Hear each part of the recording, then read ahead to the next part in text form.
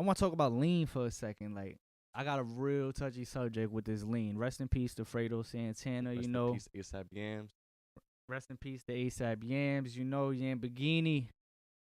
It's just amazing. Like, I was young and I drunk a lot of lean in my early teenage years, my late teenage years, and my early 20s. I drunk a lot of lean, and this was Lil Wayne days. This was prostitution fling days. You know, throwback. Lil Wayne was on fire. We was all drinking lean with Jolly Ranchers, dropping it in our Sprite, and I noticed I became a junkie. Nigga said candy juice.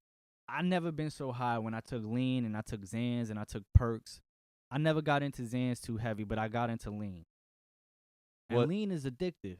And that's crazy. I mean, I can't talk from that perspective. I never took lean in my life, but I know all about drugs and I know all about lean and the way the environment's going right now, especially the community and the young kids and how they going into drugs, especially heavy drugs. But as a question from you to you, as somebody who was a lean drinker, how do you lean drinker? How do you? You are fake news. How do you even go from like in an outside perspective when you look at something like that? What makes you want to indulge in it? Be honest, it's the environment we was in. It was music. It was hearing about it. It was me being young and stressed and friends dying all around me, and liquor and marijuana wasn't cutting it. Oh, it was depression state. I say a lot of us suffer from depression and a lot of things we go through in the hood. A lot of us suffer through PTSD in the hood and don't realize it. I mean, it's not normal to be 15 years old burying your friends. 14 years old burying your friends. It is now, but it's only normal in our community. Exactly. It's not normal in the suburbs. It's normal in our community. And that's the difference. We self-medicate. And I'm not even blaming that. I just wanted to be cool sometimes. And then I realized I was doing something and it started going overboard. I smoke. I'm a smoker. I got to the point where I realized if I didn't have my pint or if I ain't dropped my little 2 ounces in my Sprite in the morning, my stomach would hurt. I would feel weak. I would feel agitated. And I never got that from weed. I tested myself. I stopped drinking lean for 2 days, started going through withdrawals, waking up sweating. I realized I had a problem. I ended up going to the hospital. I had ulcers. I ended up having to take medicine because my doctor said my liver was acting up. And I took medicine for a couple months.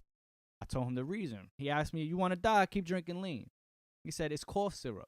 You're meant to drink less than 10 milligrams for when you're sick. You ever seen them little bottles? That's 10 milligrams. 10 milliliters. We dropping 1 or 2 ounces in a Sprite. Finishing that Sprite in 1 day. That's 100%.